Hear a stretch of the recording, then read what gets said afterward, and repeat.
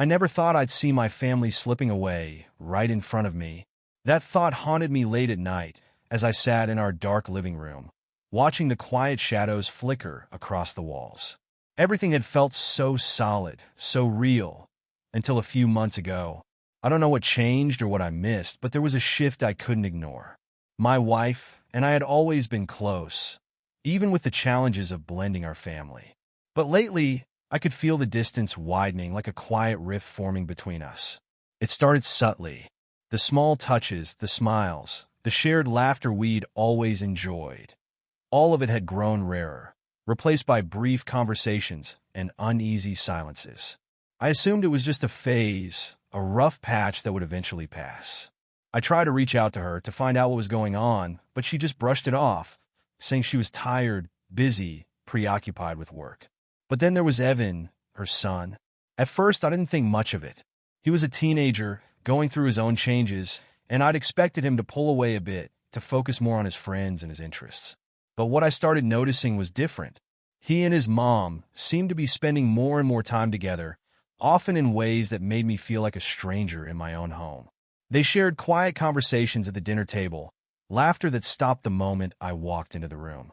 It was as if they were sharing a secret, something I wasn't meant to know. I remembered a time when our family had felt united, when every moment we shared brought us closer.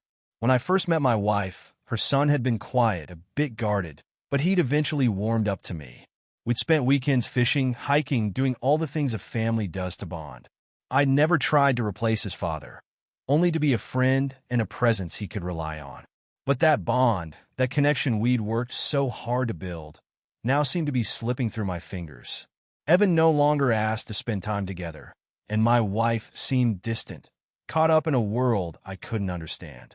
Even small things, like the way she'd smile at him across the dinner table, felt different, filled with a kind of warmth I hadn't seen in years. At first, I thought it was just my imagination. I told myself I was being paranoid, that I was overthinking things. But the feeling lingered, a quiet whisper in the back of my mind, urging me to look closer, to pay attention. One evening, I came home from work a little earlier than usual. As I stepped through the front door, I heard voices coming from the kitchen, my wife and Evan, laughing about something. I moved quietly, not wanting to interrupt, but as I got closer, their laughter faded, replaced by a silence that felt far too loaded. I stepped into the kitchen, forcing a smile. "Hey, what's going on in here?" They both looked up, startled, as if I'd caught them in the middle of something. My wife's cheeks were flushed, and Evan quickly looked down, his expression a mix of guilt and discomfort.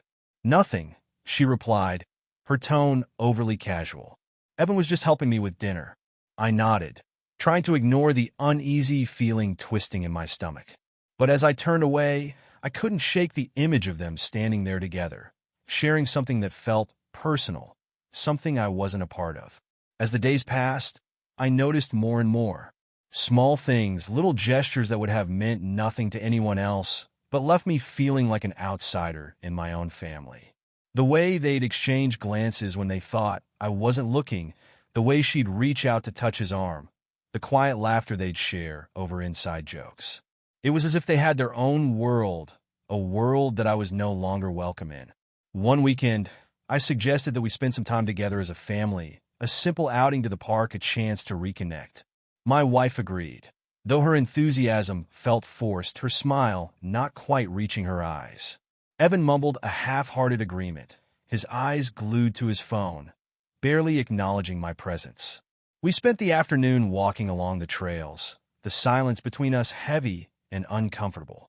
I tried to make conversation, asking about Evan's classes, my wife's projects, but each question was met with a brief, uninterested response.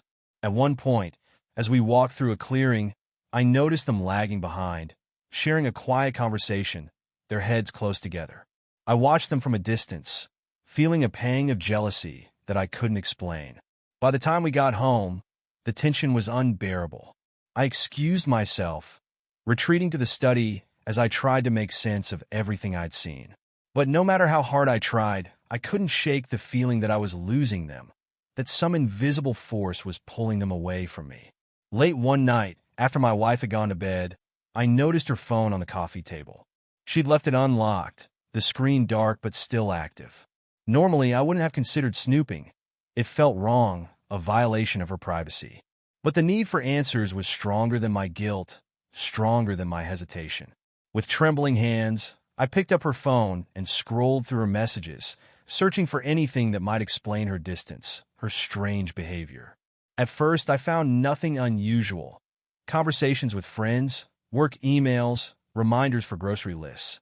But then I noticed a thread with Evan, tucked away among the other messages. The texts were innocent at first, basic reminders, quick check-ins. But as I scrolled further, I found a series of messages that made my heart stop. Today was amazing, Evan had written.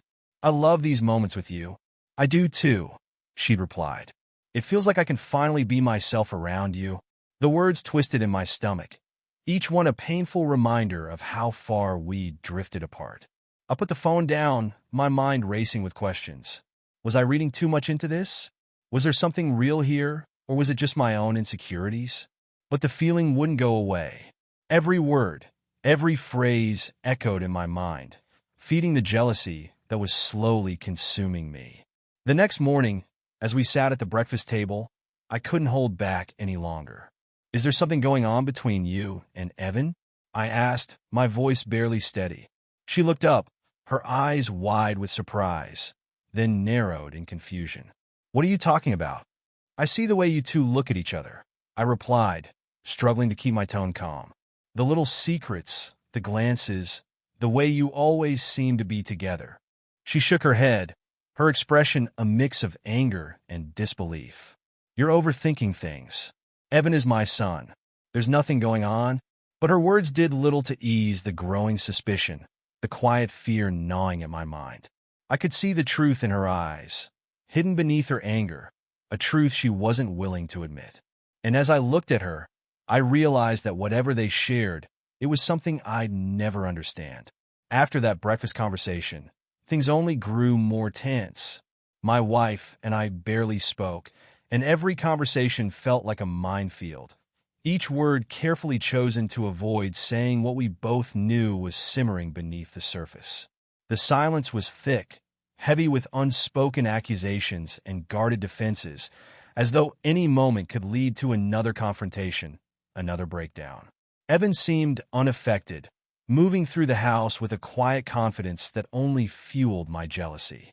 He'd always been reserved, but now he was downright elusive, slipping into rooms just as I entered, lowering his voice whenever I was near. It was as if they both had something to hide. One evening, in a rare attempt to bridge the growing gap between us, I suggested a movie night. It had been one of our traditions, something that had brought us closer as a family in the early years. Back then, we'd laugh at silly comedies, critique plot twists, and share popcorn. It was a small tradition, but it had meant something. I brought it up hesitantly, unsure if they'd even be interested. My wife agreed, her tone neutral, her expression unreadable. Evan shrugged, barely glancing up from his phone, muttering a simple sure. We settled in the living room, the three of us sitting side by side, the television flickering in the dim light. I tried to relax, to enjoy the moment, but the tension between us was impossible to ignore. My wife and Evan were whispering to each other, laughing quietly at jokes I didn't understand, their private glances only reinforcing my isolation. At one point, I reached over to hold my wife's hand, an attempt to reconnect, to remind her of the bond we'd once shared. But she pulled away, her attention fixed on Evan, her laughter soft and secretive. It was a small gesture, but it stung. I felt invisible, as if I'd become a spectator in my own family, watching a connection I was no longer part of. That night, I had a dream so vivid, so real, that it lingered with me long after I'd woken up. In the dream, I was standing in the doorway of the living room, watching as my wife and Evan sat together on the couch, their heads close, whispering to each other, sharing a moment I couldn't interrupt. I tried to speak, to ask them what they were talking about, but no sound came out. They didn't even notice me standing there, as though I'd become invisible, a shadow in the background of their lives. I woke up drenched in sweat, my heart racing, the memory of their laughter echoing in my mind. The dream felt too real, too close to the reality I'd been living. And as I lay there, staring at the ceiling, I felt the weight of my isolation pressing down on me, filling me with a sense of loss I couldn't explain.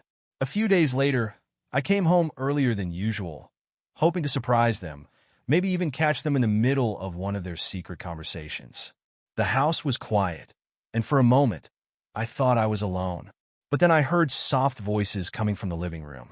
I moved silently, careful not to make a sound, and peered around the corner. My wife and Evan were sitting close, their heads bent together as they whispered. Her hand rested on his shoulder, her gaze fixed on him with an intensity that made my stomach turn. They looked up suddenly, their expressions shifting to surprise as they noticed me standing there. My wife quickly pulled her hand away, her face flushing as she stammered an explanation about helping Evan with a personal problem. But her words sounded hollow, rehearsed. I forced a smile, nodding as though I believed her, but the doubt was already there, gnawing at me, a constant reminder that something was deeply wrong. That night, as my wife slept, I lay wide awake, my mind racing with questions I couldn't answer. Every glance, every touch, every shared laugh between them replayed in my mind, each one adding to the growing pile of evidence I couldn't ignore. In a moment of desperation, I slipped out of bed and made my way to Evan's room. I didn't know what I was looking for, but I had to know the truth, to find something that would confirm or dispel my suspicions once and for all. His room was neat, almost too neat, as if he were hiding something. I searched through his desk, his drawers, his shelves, hoping to find some clue, some hint at the connection they shared. But there was nothing out of the ordinary. No hidden notes, no photos, nothing that hinted at the relationship I feared. Just as I was about to give up, I noticed his laptop on the desk, the screen dark but unlocked. My heart pounded as I opened it, scrolling through the open tabs, my hands trembling as I searched for anything that might explain the bond between them. Most of it was innocent, homework assignments, news articles, music playlists. But then I found a document, recently saved, titled simply Journal. I clicked on it, the document opening to reveal pages of entries, each one dated and time-stamped. I began to read, my eyes scanning the lines, each word feeding the unease that churned within me. One entry, dated several weeks back, caught my attention.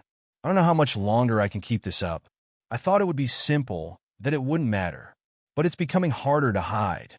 She's the only one who understands me, the only one who makes me feel like I'm not alone.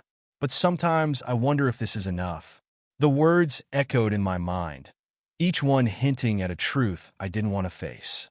My heart pounded as I read further, each entry more personal, more intimate than the last. We've been spending more time together lately. I don't think he suspects anything, but I hate lying. I hate pretending that this is all okay. It's tearing me apart.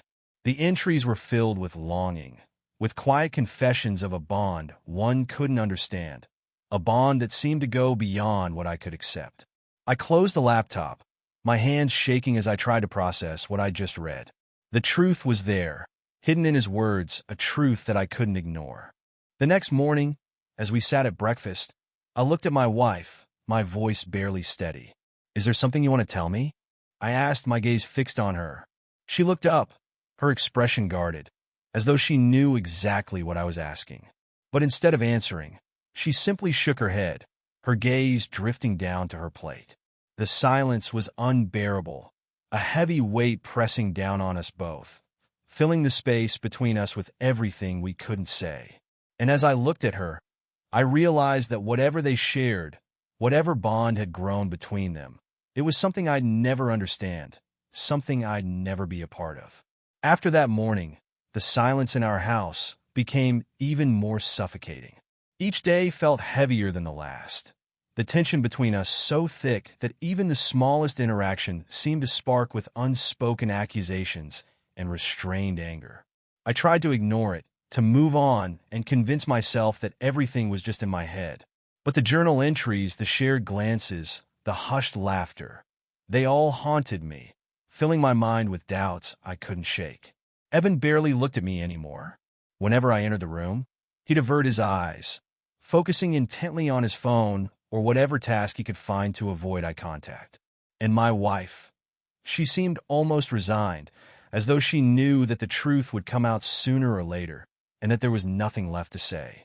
One evening, I found myself pacing in the kitchen, my mind racing with everything I'd uncovered.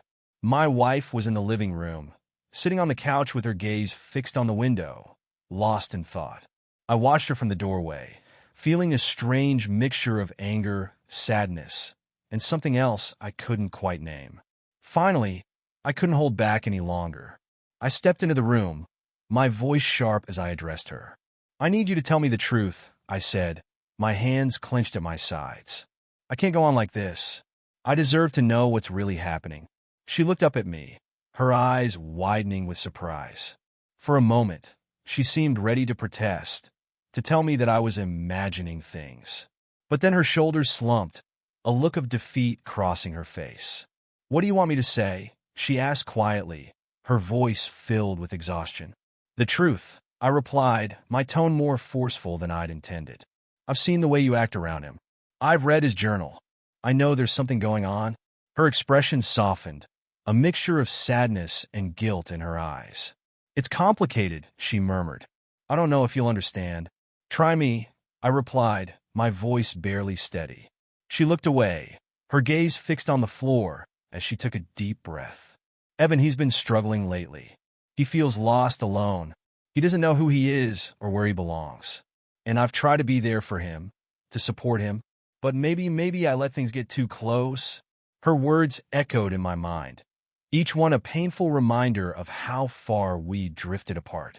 She hadn't denied it, hadn't offered any reassurance. And as I looked at her, I realized that whatever bond they shared, it was something I couldn't understand. The next evening, I decided to confront them both, hoping that maybe with Evan there I could finally get some answers. I suggested a family dinner, an attempt to bring everything out into the open. My wife agreed, though her expression was guarded, and Evan simply nodded, his eyes downcast. We sat around the dining table, the silence between us filled with tension. I tried to make conversation, asking about Evan's classes, my wife's projects, but each question was met with a brief, uninterested response. It was as if they were both waiting for something, bracing themselves for a confrontation that was bound to happen. Finally, I couldn't hold back any longer. I looked at them both, my voice barely steady as I asked, "Is there something you want to tell me? Something you've been keeping from me?" Evan glanced at my wife, his expression unreadable, and for a moment, I thought he might say something. But then he looked down, his hands clenched in his lap, silent. My wife sighed, her gaze shifting away from mine. "I told you it's complicated." "Complicated?" I echoed, my tone filled with disbelief. "This isn't complicated. It's tearing us apart." She looked at me, her eyes filled with a quiet sadness. "Sometimes things happen that we can't explain, things that don't fit into the boxes we try to create."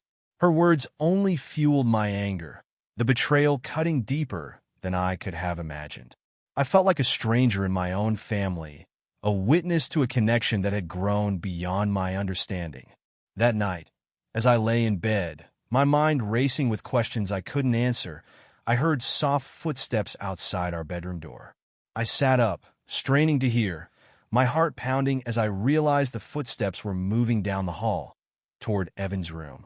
I waited, my breath caught in my throat, as the door creaked open, followed by the sound of hushed voices. I couldn't make out the words, but the tone was unmistakably intimate, filled with a tenderness that left me feeling both angry and heartbroken. Unable to bear it any longer, I got out of bed and moved quietly down the hall, stopping just outside Evan's door. I pressed my ear to the wood, my hands clenched at my sides as I listened. Their voices were low, filled with emotion, as they shared words meant only for each other. And in that moment, I realized that whatever bond they shared, it was something I'd never be a part of. I returned to my room, feeling a strange sense of resignation settle over me. I didn't know what the future held, but I knew that my family, the life I'd once known, was slipping away, replaced by a reality I couldn't understand. The next morning, I confronted my wife one last time, my voice trembling with barely restrained anger as I asked her to tell me the truth, to explain everything once and for all. She looked at me, her face pale, her eyes wide with guilt. "I don't know how to explain it," she whispered. "It's complicated. He needed someone to understand him, and I tried to be that person. But somewhere along the way, I lost sight of what was right." Her admission hit me like a punch to the gut, the reality of her words settling over me like a weight I couldn't escape. I felt as though the ground had been ripped out from beneath me, leaving me adrift in a sea of emotions I couldn't name. She looked away, unable to meet my gaze, and in that moment, I knew that whatever bond they shared, it had crossed a line I couldn't ignore. Days passed in a haze of confusion and quiet resentment, each day blending into the next, with the silence between us growing heavier, more unbearable. My wife moved through the house like a shadow, her eyes averted whenever we crossed paths. Evan had become almost invisible, spending hours shut away in his room, only emerging for brief meals, barely meeting my gaze. But even through the silence, I could feel it, the truth that simmered just beneath the surface, waiting to be uncovered. I was done with questions, done with the uncertainty. I needed answers, no matter how painful they might be. One evening, after a tense dinner, I followed my wife to the kitchen. She was washing dishes, her movements slow and deliberate, as if she were lost in thought. I stood in the doorway, watching her, feeling the weight of everything we'd lost pressing down on me. "Tell me," I said quietly, my voice breaking the silence. "Tell me the truth once and for all." She didn't look up, her hands still submerged in the soapy water. For a moment, I thought she might ignore me, that she might continue the charade, pretending that everything was fine.